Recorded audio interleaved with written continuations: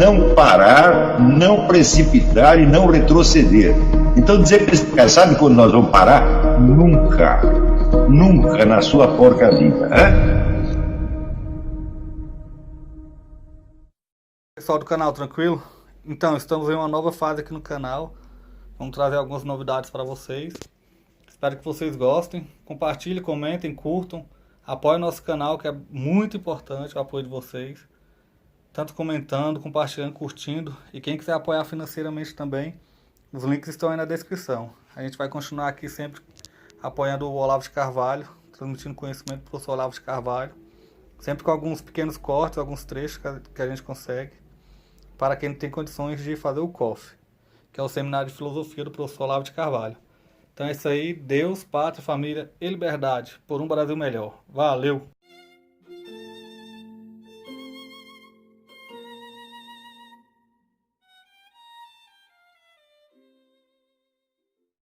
A Nova Língua de George Orwell, em 1984, tem algo a ver com a dialética de Marx e Hegel. Qual é a relação exatamente? A pergunta, assim, pode parecer elementar, mas ela dá margem a abordar problemas muitíssimo interessantes. Se houver tempo, na segunda parte, eu desejaria também abordar alguma coisa com relação ao conceito do rito no Reneguenon, que também foi objeto de pergunta durante a semana. Há perguntas que me enviam pelo Facebook, mas seria absurdo eu tentar responder por escrito, seria muito, muito longo. Mas na aula sempre podemos tratar desse assunto. Então, com relação à primeira pergunta, nós não podemos esquecer que o conceito da dialética aparece, vamos dizer, informalmente em Platão e formalmente em Aristóteles, como uma técnica de confrontação de ideias ou hipóteses, em contraste com o que Aristóteles chamava analítica ou lógica, que é, vamos dizer, um discurso coerente do começo ao fim, baseado em premissas conhecidas, exatamente como em geometria. Você dá lá, pega lá as definições, os escolhos, etc., né, os axiomas, e vai de duas premissas você tira uma conclusão que serve de premissa para o segundo raciocínio e assim por diante, né, de maneira aparentemente ilimitada. Em confrontação com isso, a dialética é uma comparação de teses antagônicas, ou pelo menos diferentes. Não precisa ser necessariamente duas, pode ser várias.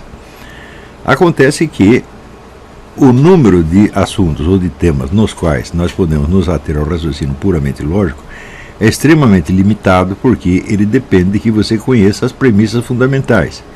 E o problema básico de toda e qualquer investigação não é você tirar conclusões, é justamente encontrar as premissas.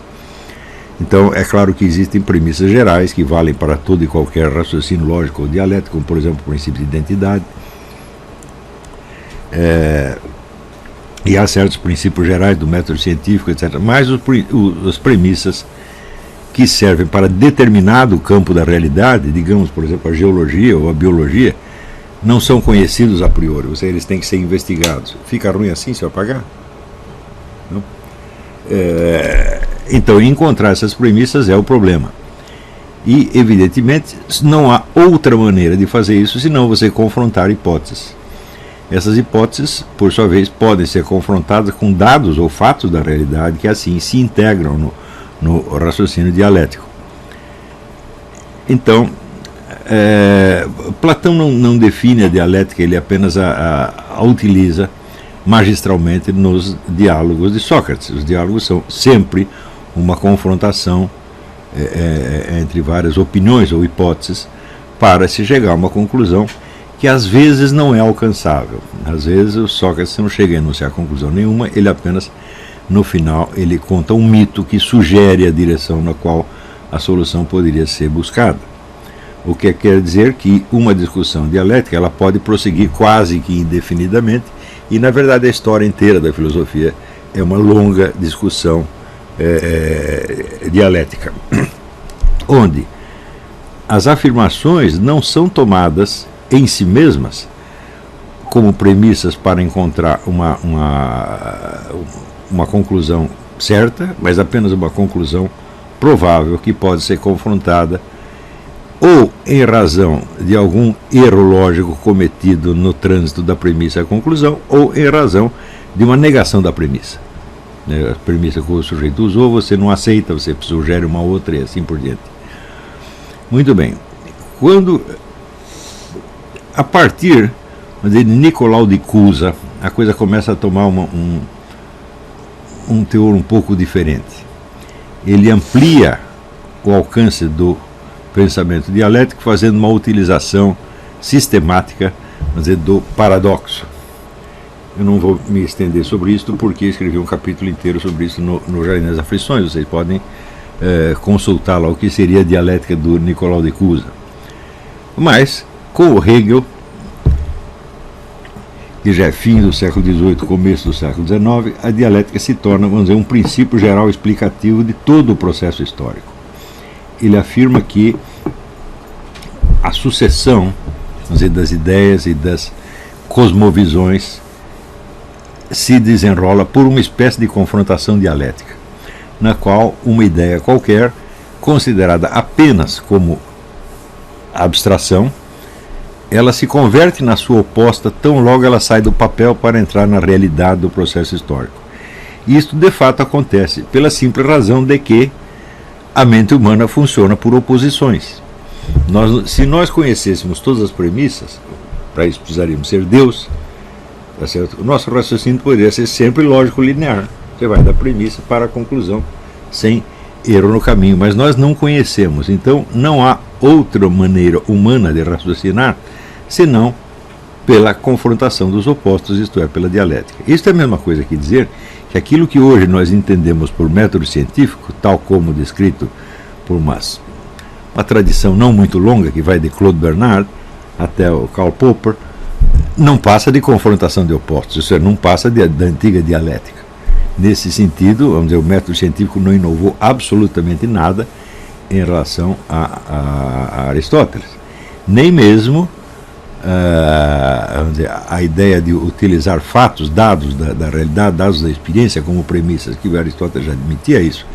A única novidade do método científico é o experimento premeditado, isto sim, que não começa com Claude Bernard, começa aqui no tempo de Galileu, quer dizer, você montar uma situação para ver como as coisas se desenvolvem, você poder aí tirar uma conclusão que vale para os limites daquela experiência, mas que pode ser usada como premissa para outro raciocínio. Então, o experimento premeditado, quer dizer, montado, artificial, ele começa gradativamente a predominar sobre a mera observação dos fatos da natureza, que era o que já se fazia desde o tempo de Aristóteles. Essa é a única novidade, mas na sua estrutura lógica, o método científico é exatamente a dialética de Aristóteles, sem tirar nem pôr, né, certo? E a visão do Hegel de que o processo temporal é de ordem dialética, eu não vejo como contestá-lo de maneira alguma.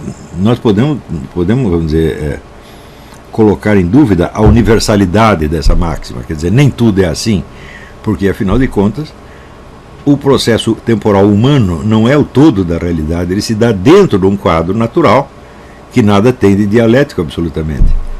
Quer dizer que, embora os métodos de investigação que nós usamos para a natureza sejam o método científico, ou seja, a antiga dialética aristotélica modernizada, o processo da natureza em si não é dialético. Quer dizer, o livro mais malfadado dos autores marxistas foi justamente a Dialética da Natureza, do Engels, que ele tentava, né, fazer raciocínio do seguinte tipo: a semente é a tese, a terra onde ela é plantada é a antítese e a planta é a síntese. Mas isso tudo é de um artificialismo monstruoso e qualquer cientista natural vai rir de uma coisa dessa. Nós podemos afirmar drasticamente: não há movimentos dialéticos conhecidos na natureza, mas na história há, porque ela obedece à própria limitação intrínseca da mente humana. Também, você veja, para que uma ideia, vamos supor uma ideia política, uma proposta política, conservasse a sua integridade ao longo de toda a sua transformação de hipótese abstrata em realidade histórica, seria preciso que o seu criador ou o agente que a aplica tivesse o domínio total das circunstâncias, que é o que acontece idealmente, digamos, até aí tem limitações, na área técnica. Quer dizer, na construção, vamos dizer, de um equipamento para obter um determinado efeito, supõe-se que todas as etapas do percurso serão controladas, mesmo porque os materiais que o indivíduo vai empregar para isso, seja aço, seja uma substância química, seja o que quer que for, que seja, ela não tem vontade própria, ela tem uma estrutura, que a estrutura evidentemente resiste a certas modificações, mas ela não tem uma vontade própria, ela não toma decisões no meio do caminho. Então, vamos dizer, o controle total de todos os passos da transformação é quase que a definição mesma da obra técnica. Isso não se pode deixar nada a esmo, tudo tem que ser contado, pesado, medido, calculado, para que não haja erros de percurso. Porém, na esfera da ação histórica, política, social, cultural, etc., quem tem esse poder? Ninguém, absolutamente.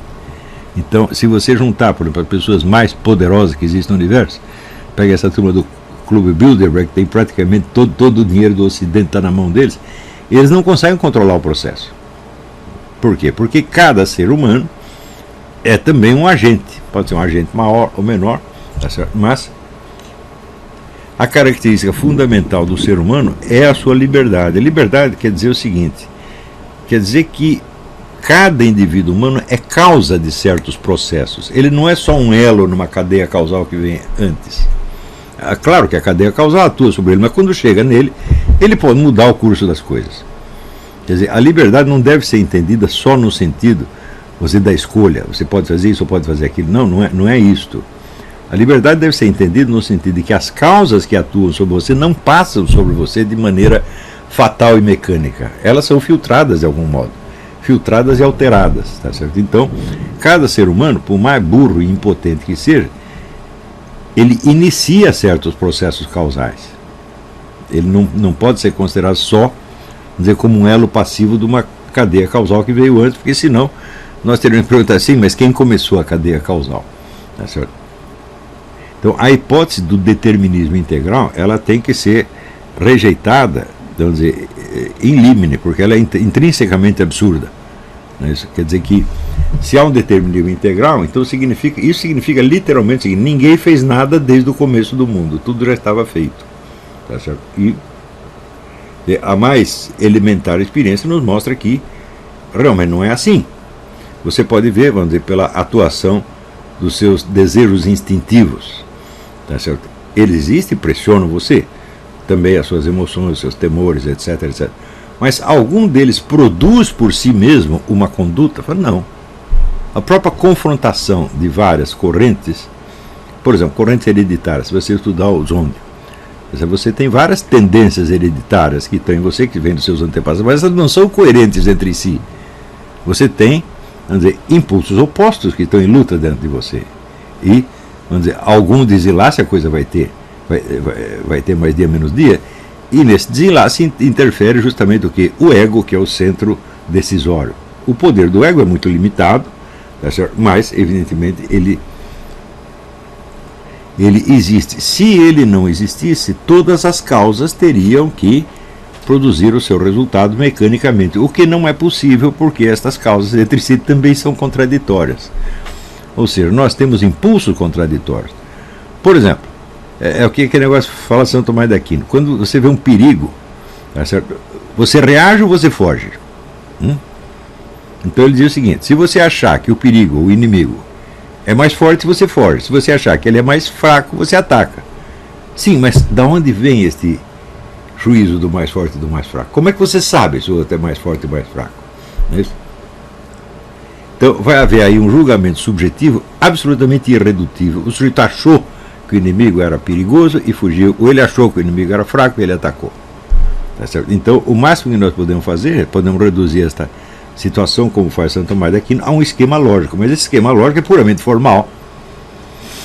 Você foge do mais forte e você ataca o mais fraco. Tá certo? Mas quem é o mais forte e quem é o mais fraco? E segundo, como é que você sabe? Tá certo? Você pode, por exemplo, se você estudar a história de Napoleão Bonaparte, 1000 vezes ele entrou em combate com forças enormemente maiores e ganhou, porque ele confiava, vamos dizer, na audácia, né? Audácia, sempre audácia. Aí, bom, a audácia pelo menos assusta o inimigo e o desorienta, tá certo? Vocês vão ver, a minha própria vida é um exemplo, né? Quer dizer, quando eu comecei a publicar coisas como Nova Era Revolução Cultural, o Imbecil Coletivo, tá bom, o inimigo era onipotente, ele dominava tudo, todo o cenário. Passados uns anos ele está em recuo, ele não morreu ainda, mas está em recuo. Então, bom, foi um primor de cara de pau, tá certo? Mas o que nós conseguimos no mundo sem a cara de pau? Tá certo? Então, às vezes, você investindo contra o mais forte, você pode vencer. E tudo isso é um julgamento subjetivo, não é isso? Então, claro que na minha vida houve outras situações muito menos atemorizantes, né? Dentro das quais eu fugi, não é isso? Uma mocinha queria casar comigo, eu fugi dela. Qual é o risco do casamento? Nenhum, mas, como disse, eu me acobardei e saí correndo, tá certo? Então, eu sou um sujeito capaz de enfrentar o establishment inteiro, mas sair correndo de uma mocinha. Tudo isso pode acontecer, é totalmente subjetivo e imprevisível. Depende, vamos dizer, do indivíduo, da sua liberdade, da sua imprevisibilidade. Então, afastada essa hipótese do determinismo integral, e não adianta você recorrer a argumentos teológicos, porque eu digo, para você criar entes que obedecem às suas determinações mecanicamente até o fim, qualquer engenheiro faz. Agora, criar um ente capaz de tomar suas próprias decisões e falar, aí precisa um Deus. Então essa, vamos dizer, é a diferença entre Deus e o engenheiro. Tá certo? Então, também o pessoal confunde muito, vamos dizer, a onissapiência de Deus. Ora, nós na missa, nós rezamos para que Deus não olhe para os nossos pecados e para que Ele faça que os pecados sejam como se não tivesse existido, ou seja, que Ele os esqueça. Você acha que um Deus onissapiente não tem a capacidade de esquecer o que Ele quiser?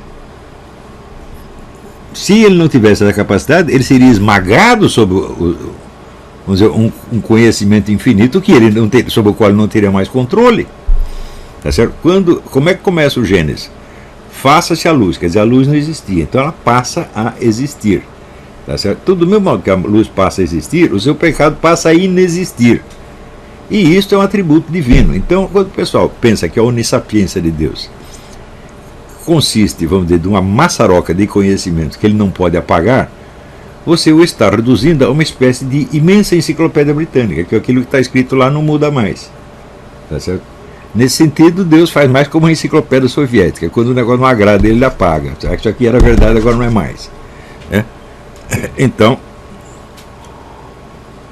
ele não se desmente, ele apaga aquilo que ele tem o poder de apagar. Tá certo? Então, muitas confusões em torno de onipotência e onissapiência vêm do fato de que milhões de pessoas leem a Bíblia sem saber ler. Não é um problema teológico, essas pessoas não sabem ler, são analfabetos funcionais. Então entendem as frases da Bíblia de uma maneira horrivelmente material e boba, quer dizer, reduzindo a inteligência divina ao QI do próprio leitor. E aí, pessoal, estamos mandando aí caneca para todo o Brasil. Muito obrigado ao pessoal que ajuda o nosso canal e adquirindo as canecas. Também é uma forma da gente interagir. Muito obrigado. Também valeu aí pelas dicas, pelos comentários aí positivos ao nosso canal. Muito obrigado mesmo. Isso aqui é uma forma da gente manter o canal no ar. Tranquilo? Tamo junto aí, galera. Forte abraço. Muito obrigado a todos. Quem quiser é só encomendar. Essa daqui já vai para São Paulo, Rio de Janeiro. Todo o Brasil a gente manda. Valeu, tamo junto.